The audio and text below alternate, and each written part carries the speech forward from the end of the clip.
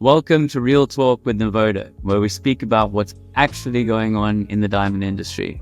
Today we'll be speaking with Paul Zimnisky, who's best known for his State of the Diamond Market Report, which is used by banks, consultants, governments, and many of us in the industry. We'll hear from Paul how he got into the industry. We'll talk about lab-grown prices and the split between natural and lab and consumer demand. We'll also talk about the effect on the jeweler's bottom line and what the future outlook of the industry may be.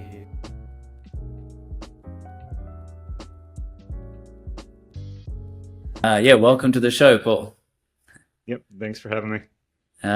So Paul, tell us a little bit about maybe your background and what you did before you got into the industry and how that led to you doing what you do today.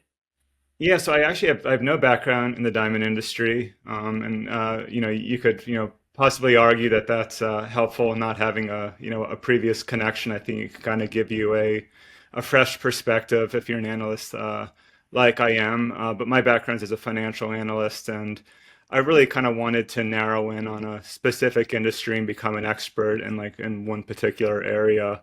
And I would say I'm just kind of naturally intrigued by this industry. It's always been something I've found kind of unique. I've always been interested in international business, and I think diamonds are as global of an industry as any. You have a supply chain that spans continents and cultures and different religions and countries with different levels of economic development.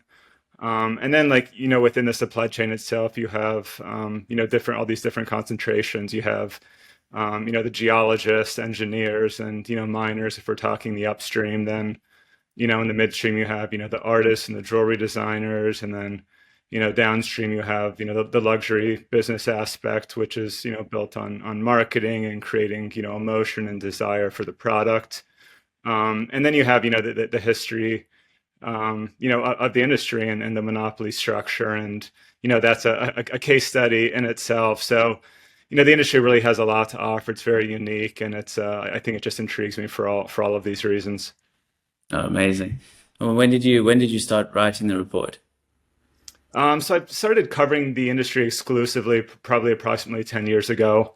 And it was, so I really got to see, I think, kind of the rise and relevance of, lab-grown diamonds pretty much the whole way through to where we are today. So it was kind of an interesting time to really start, covering an industry closely, given kind of the transformation that it's going through. Okay, amazing. And Paul, with your report, who are you writing it for? I presume, to me it looks like a good marketing tool for your services, I guess, as well. But who's the core audience of your report? Yeah, I mean, it's definitely not a marketing tool. It's a professional monthly industry report that includes all of my data analysis and forecasts for the industry. And initially, it was targeted at outside investors that were looking to possibly make an investment somewhere in the supply chain that really knew nothing about the industry but wanted some independent research.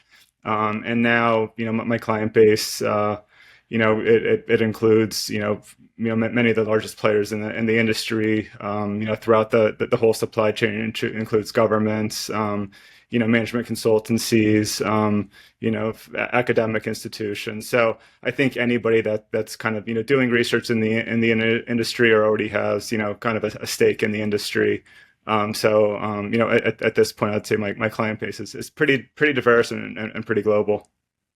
Okay, amazing. So some of the things that you dig into, I think I've got a few questions here that I think are going to be super useful for our listeners, particularly manufacturers, wholesalers, and the retailers of the industry. So some of the things are, now that Trump is taking office next week, what do you think that we can expect? Do we have to, what can we expect in terms of tariffs or any other implications? Yeah, so I don't really see this having any direct impact on the diamond industry per se. I think the impact's going to be more derivative. With what's happening on a more macro or global economic sense, that's going to have a knock-on effect on diamond demand. I do think just globally, I think we are going through somewhat of we're going through a period of deglobalization, and I think that's something that you're kind of seeing throughout major economic players in the world. It's not just the U.S.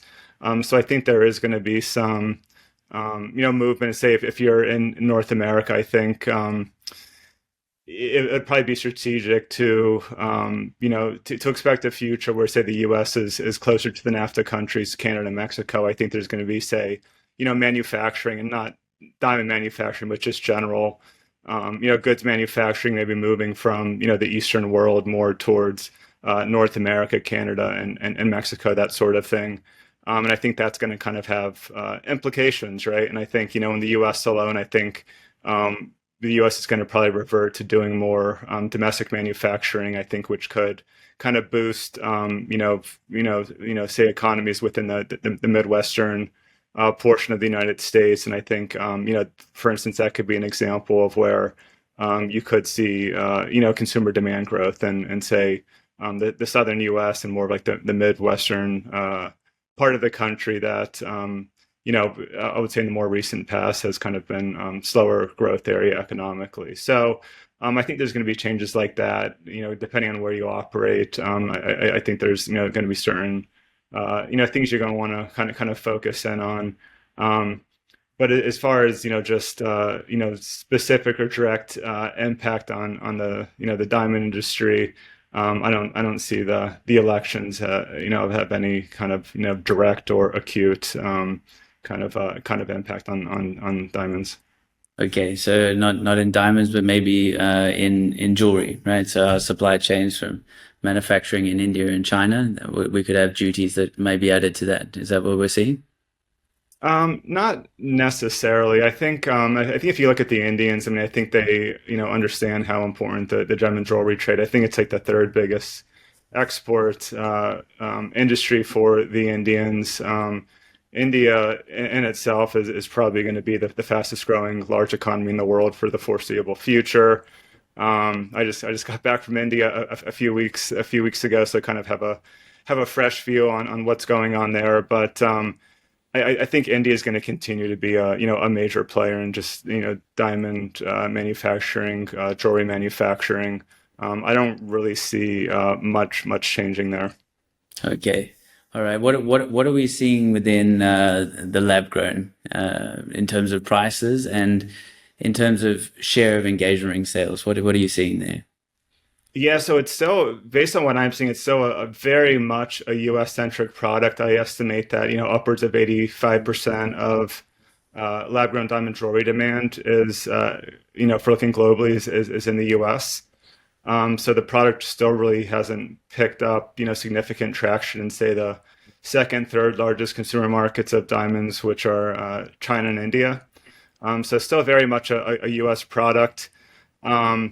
I mean, again, the product has been on the market in a more mainstream way. I'd say we're kind of approaching, 10 years at this point. So I think maybe some of the novelty is gonna start to wear off. I think anybody that's been kind of paying attention to what's going on is very much aware that prices have come down quite substantially. I really closely began tracking lab grown diamond prices, I would say, back in 2015. And if I look at where we are today, if we're looking at prices in wholesale, I mean, they're down 80, 90, in some cases 95% to where they were 10 years ago. And I think that was to be expected. It's a manufactured product. Producers of lab diamonds have found ways to produce it more efficiently at lower costs, thanks to improvements in technology. And then you have economies of scale. It's a manufactured product, so at least theoretically, the more you produce, the per unit cost should be lower once the fixed costs are invested. So I think those are probably the two primary reasons we've seen production costs come down, and I think that's reverberated pretty closely in the wholesale market, where you haven't seen that as much as downstream at retail. So if you look at the delta between wholesale and retail prices, it's still pretty wide.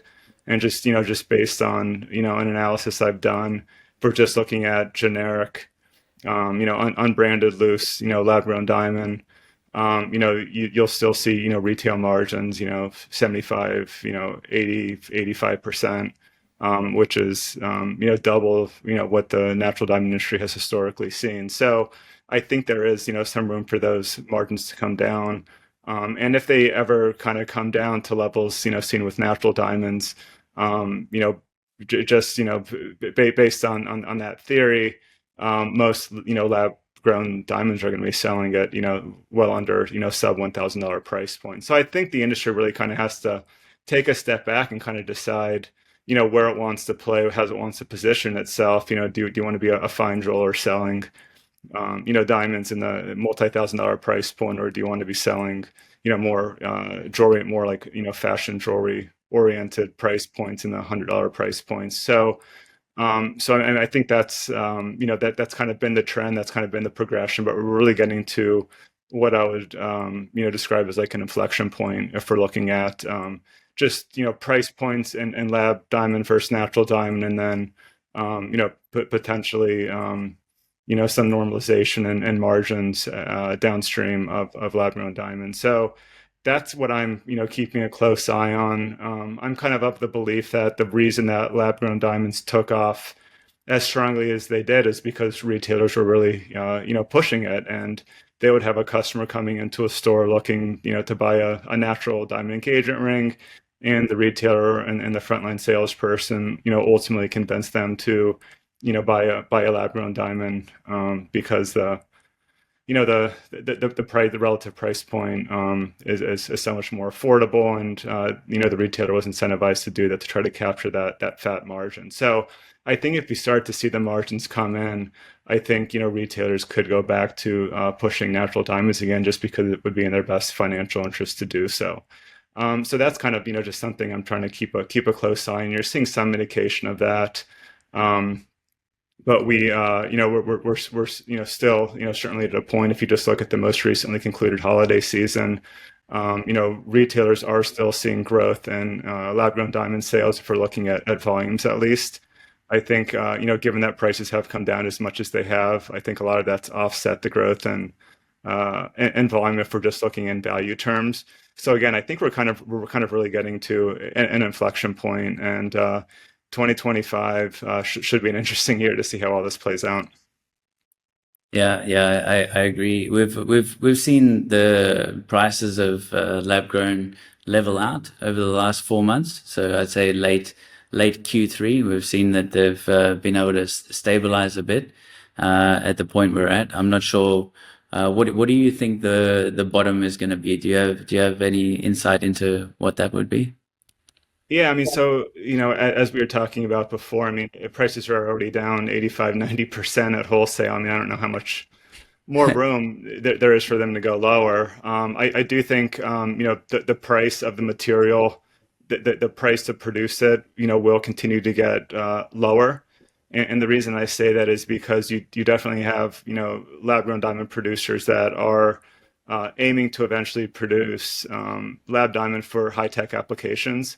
And I think in order to do that in a mainstream way, for to get a large technology company to buy raw lab diamond material for use in high tech applications, I think the price is going to have to come down further to make their economics work. Again, at least if we're talking about like some more mainstream applications. So I think the producers are still incentivized to try to continue to improve the technology and get their cost of production lower. And I think that certainly could also impact the cost of lab diamond for use in jewelry as well. So that's kind of something that I think is worth keeping an eye on. But again, given how much prices have already come down, I think there's a lot less room for them to come down further. Again, I think if we do see further price compression in lab grown, I think it's going to be more downstream, and it's going to be maybe contraction of the profit margin at the retail level. I think there's certainly more room for prices to come down on say the downstream side more so than the midstream side. Yeah, exactly. And that's the same feedback we've had, having a chat with suppliers. They say, please, let's work out how we can do more business together, but don't talk to me about price. I'm at the bottom.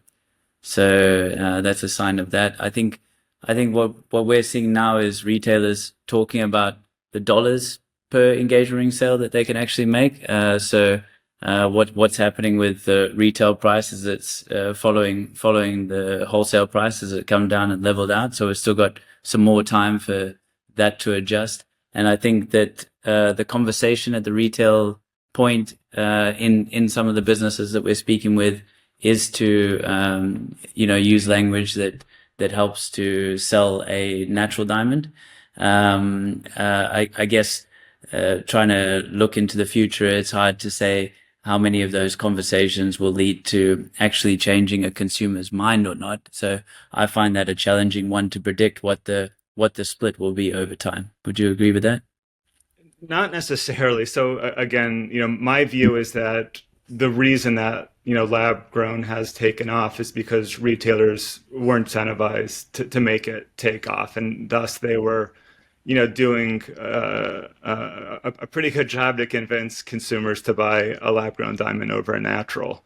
And that's something that somewhat took me by surprise. That I guess that for me it really hit home that consumers, diamond buying consumers, really can be influenced by the retailer or the frontline salesperson. And I think that's just because people have super busy lives and they have careers and families, and they have so much going on, they don't really have time to really understand the nuances of the industry. So I think if they go into a retailer and they trust the retailer, they'll kind of take their advice, and they can be influenced, to an extent because of that. So the point being is, if retailers were able to influence consumers to buy lab grown, I don't see why they can't, go back to influencing them to buy natural. I mean, I think that's at least one way to look at this.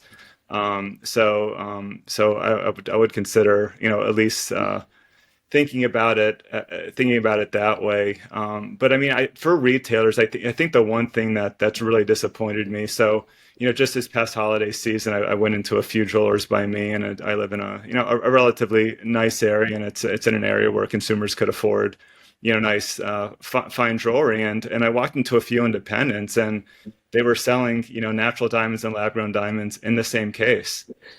And there wasn't even like markage or signage within the case, which was which. And I asked, the salesperson, which of these diamonds are natural and which are lab grown. And the salesperson didn't even know. They said, I have to, pull it out and look at the tag.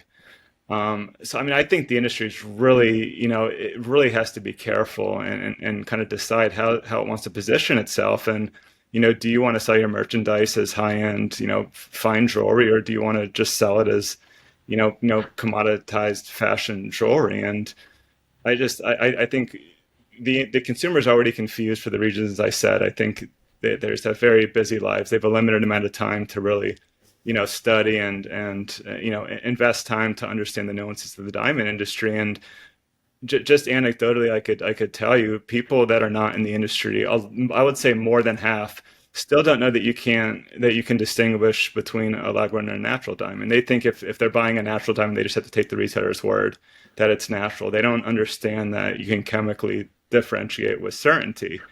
I mean, so we're talking like the most basic, fundamentals of selling a diamond, this day and age. I mean, the customer has to be crystal clear that you can distinguish between the two. That's why the one's priced at multiples more than the other.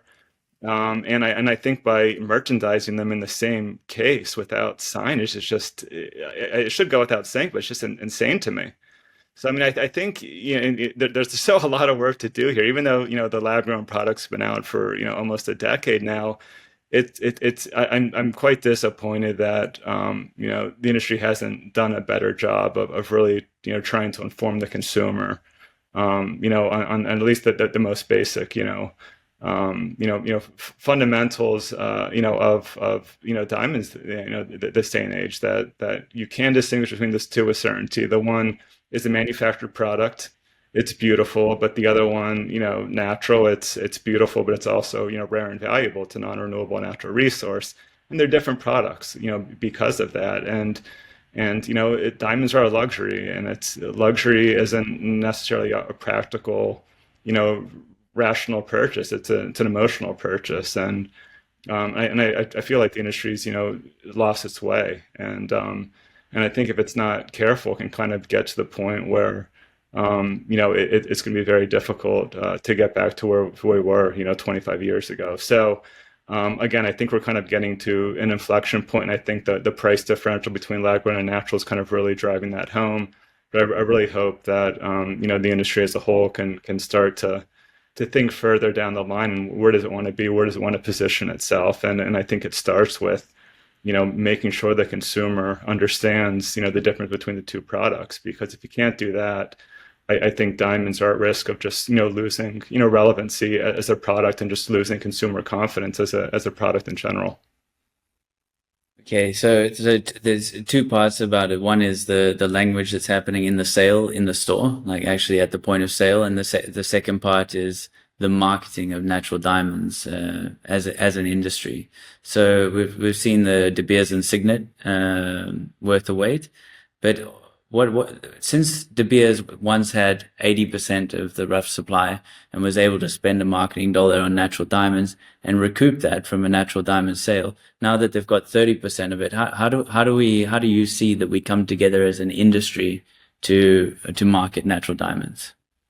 Yeah, so I mean, I think again, if you look at, I don't know, there's the luxury goods market, and you look at the price of gold as a commodity. I mean, diamonds have underperformed the larger luxury market, and diamonds have underperformed gold, right, in recent years. And I think the one thing that people don't really acknowledge is that this industry has been going through a transition the last 25 years since the dismantling of the De Beers monopoly. And it's exactly what you said.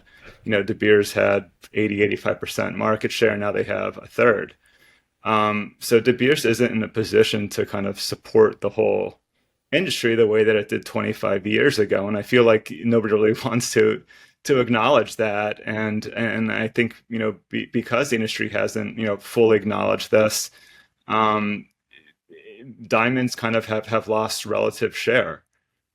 So the solution is of course for the industry to come together with kind of a common goal, which is to continue to make, diamonds, relevant and desired by consumers. I mean, diamonds, were probably the highest end luxury product you could buy.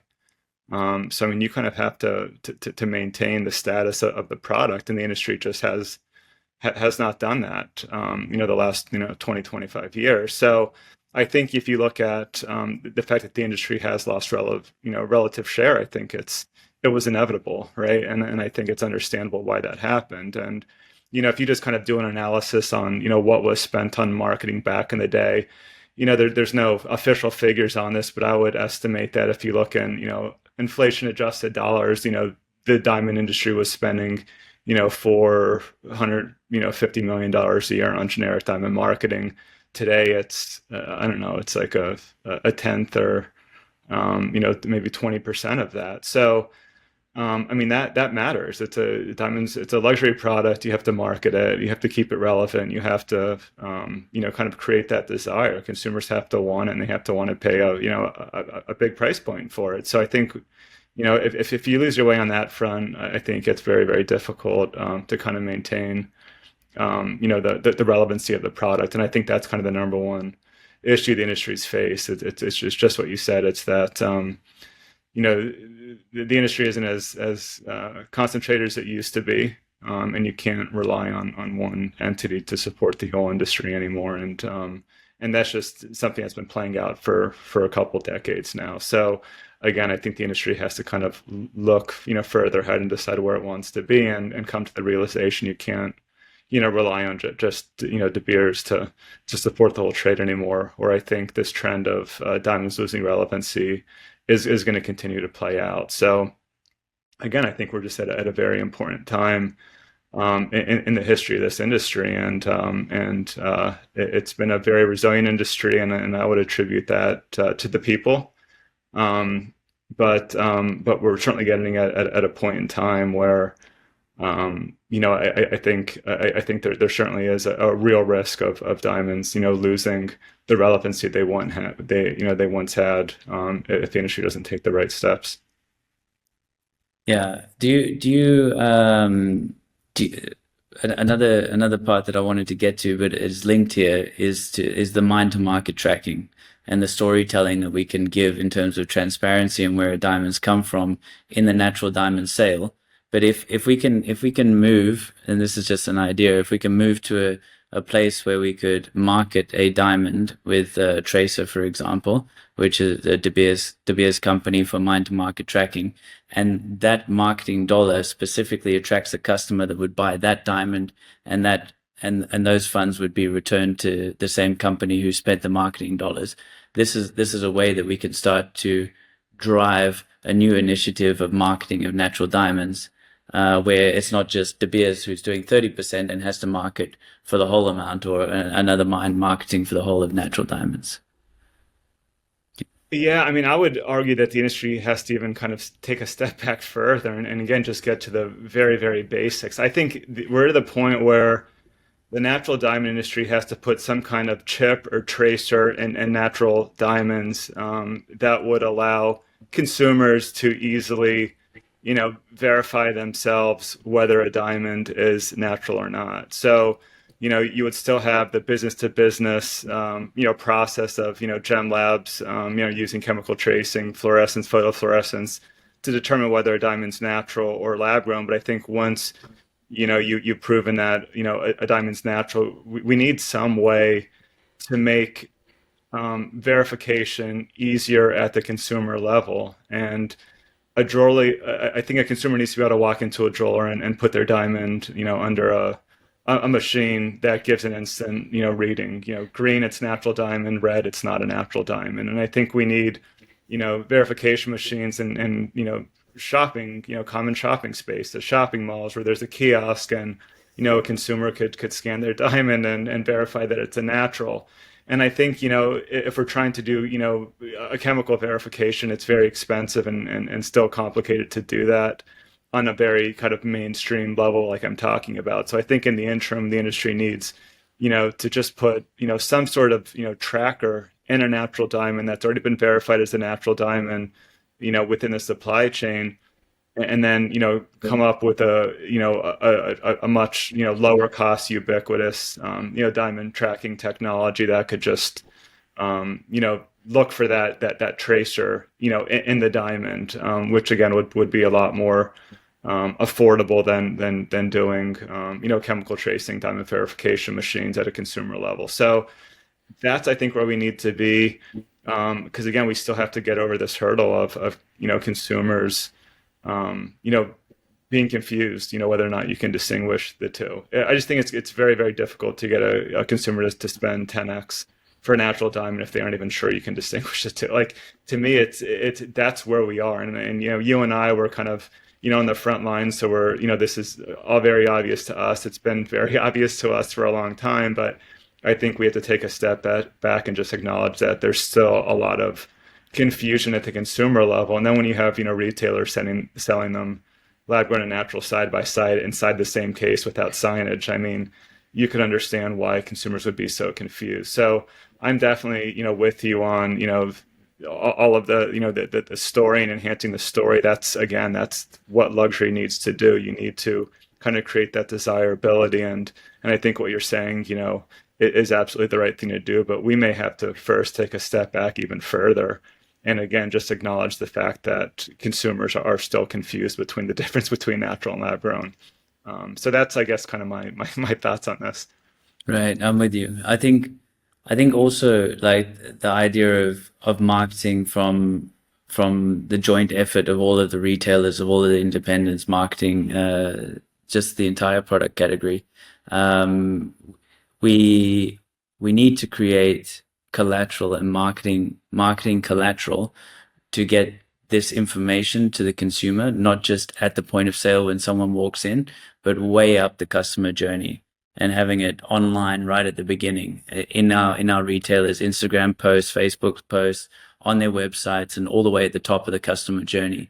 So I've seen, and like a lot of the reports that I've been looking at, an estimate of what it's going to be in the future, that both online sales and in-store virtual sales, so like selling a diamond that's actually sitting in a manufacturer's safe, it has skyrocketed, but it's also predicted we're guessing, and we're seeing the trends as well, for that growth to continue at more than 20% like CAGR over the next 4 or 5 years. Is your view that we need to be ready for how we communicate online to be able to win in today's environment? Yeah, I mean, I think we all know that, 30 years ago you'd run a commercial, on the Super Bowl, right? And you would reach, the majority of US consumers. Those days are gone. You have all these different channels, different social media channels. It's very, very difficult. I think, a marketer's job is very, very difficult this day and age. And then you look at, you have jewelers that just have a curated, web page, to a consumer's preferences. I mean, things are moving so quickly. I think it's getting to the point where, you almost have to market to a consumer on a consumer by consumer basis, which would have, been impossible, 20 years ago. But with, the advent of AI, that's becoming more possible. So absolutely. I mean, I think, there's opportunities to kind of leverage the new technology. But because of that, I think it's the luxury in the consumer market is much more competitive, and I think the industries and the companies that do the best job of that are gonna win out. But it's very difficult, these days to reach large masses of consumers, and kind of curate your messaging to those individual consumers the right way. I think it's very, very difficult. I still think using influencers is a good way to do that. You still see it this day and age where, a celebrity wears, a certain piece of jewelry or a certain, branded luxury item, it gets a boost. I know that's difficult to do, but, if you get, major celebrities around the world to kind of wear your product, and if we can get them to wear natural diamonds, I still think that's kind of a great way, to reach your core audience. So that's just, I guess, something I've been thinking about more recently. For sure, for sure. Yeah, we've been talking about like the connected journey, where somebody will browse online. Like 90% of engagement ring purchases start with an online search. Right. Then to be able to fill in a form to book a consultation, in-person consultation, because a lot of people still want to come in and do business face to face and sit down with someone and understand what's going on, and then be able to walk out of the store and then, at home on the couch, be able to go through with their purchase and do a checkout. And for that to be, a beautifully connected journey for the end consumer.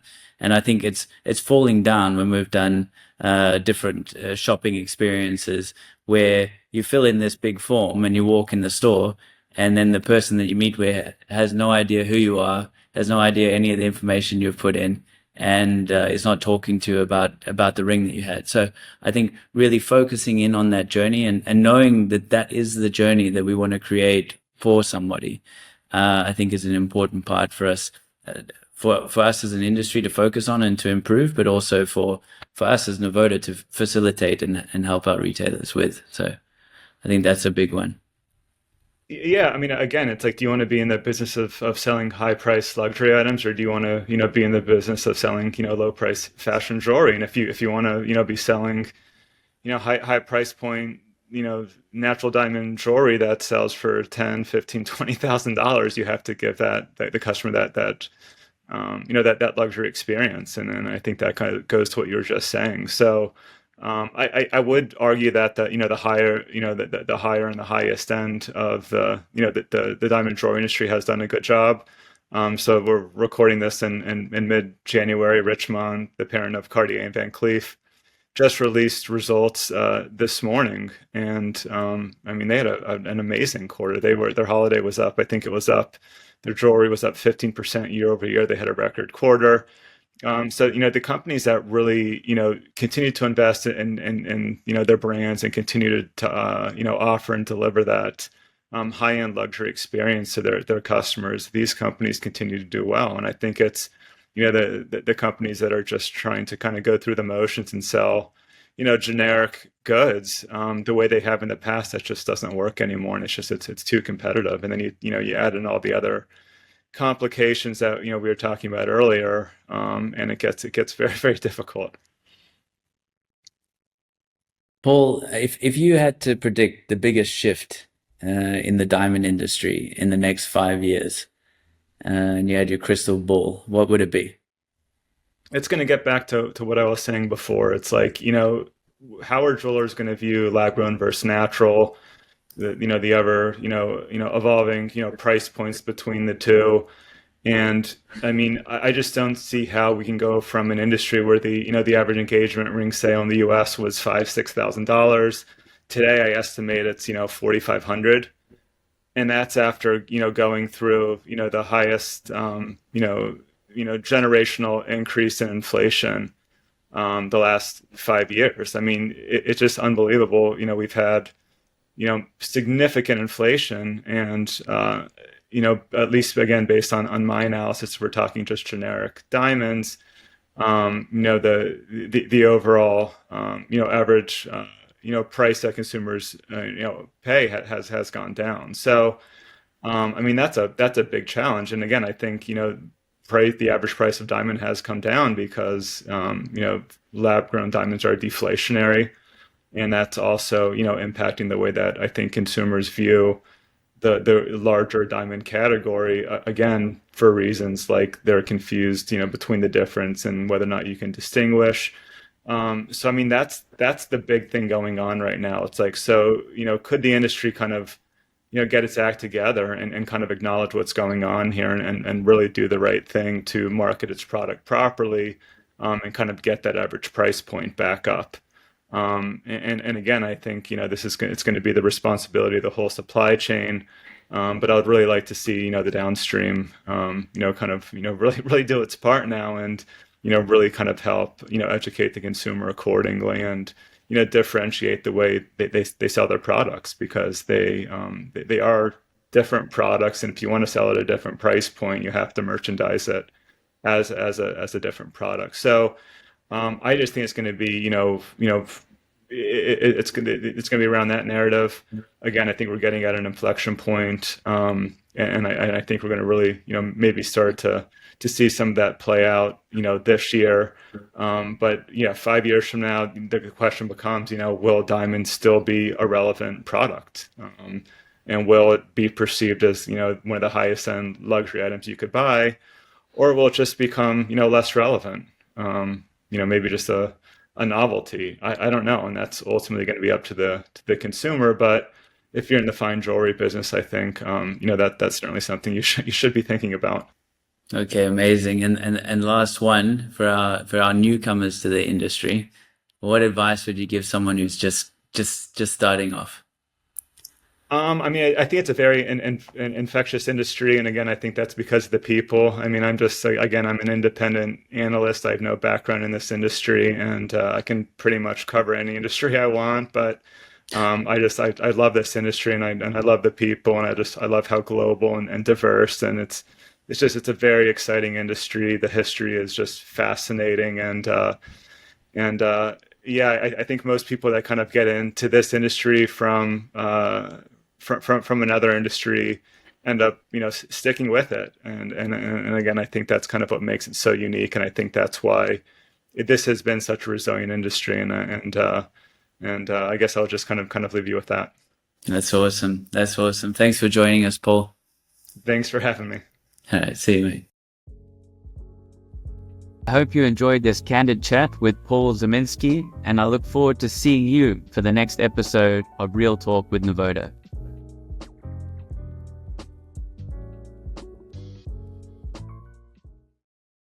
Nice. All right. Yeah, I think that was great. You know what? It was. I think we actually covered some things that are valuable. We weren't beating around the bush. Right. And I mean, I'll tell you, with my podcast, it does best when you're kind of candid, right? I mean, people want to know what's going on, and they want to hear the honest truth, even though it's not necessarily always fun. And I think we did a good job of being candid. And I think the things we talked about are things that people in the industry are thinking about, but are sometimes afraid to kind of say out loud. So, but not to be overly dramatic, but I really do think we're at a key critical moment right now. I mean, the industry should be scared to death that average order values are falling so much. I mean, Right. it's scary to again go through the inflationary period we went through and have engagement ring, budgets falling 25%. I mean, if that doesn't wake you up, I don't know what will. Yeah, it comes down to the dollars per transaction, right? I mean, A that's 100%. I mean, that's merchandising 101. Yes. It's just frustrating when, people in the trade just say, well, De Beers isn't spending enough. Well, it's like, well, yeah, wait, just to point the it's not, finger that way. I it's get you. not I what it get was you. 25 years ago. And if you strip out engagement ring sales from a retailer's like business, they're not going to be able to cover costs, right? No, it's like that's 40%. I mean, for a lot of them, it was 50% of their business. Maybe now it's, 40, but it's a huge part. I mean, it was the one, item that, every woman would get that's the only luxury item that every woman in America would get in their life, right? They wouldn't all get a Louis Vuitton handbag, but they would usually get a diamond once in their life. And that would mean that, a man would have to reluctantly go into a jewelry store and drop $5,000 on a diamond. And that's what their business was built on, right? And if you lose that, man, it's just going to be companies like Pandora and Missouri and, companies like that. I mean, Right. It's going to it's totally change the shape of the industry. Yeah, the way you say you're rooting for the industry, but ultimately an observer, yeah. allows you to take a position that's removes wishful thinking. Yeah, absolutely. And that's kind of what makes my job interesting. I don't have to spin anything. I don't have to report to anybody and kind of make them feel good. I just can kind of say how it is. And hopefully that's why I create value. I mean, that's the idea. It makes my job easy. I just have to look at what's going on and say it. I don't have to try to sugarcoat it, right? I think the way that I sort of approach it or like want to do more is that like from here I've just got some questions that I want to understand, so Yeah, if I've got those questions, why don't I just like go through the things that I actually want to understand and yeah, learn it for real for the first time on the chat, even if it right. makes me look like a bit of an idiot, because that's what other people want to go through as well. Well, it shows that you're secure in yourself, right? Where you're willing to admit what you don't know and what you're thinking about, and that's what intelligent people do, right? I mean, they're curious and they aren't afraid to ask questions. So I Yeah. think you come off as an intelligent person if you are asking questions, because you're other people are probably thinking the same thing, right? So Yeah, that's cool. I like that. Even better. Why not? cool. All right, man. Thanks Appreciate again. it. Yeah, it was my pleasure.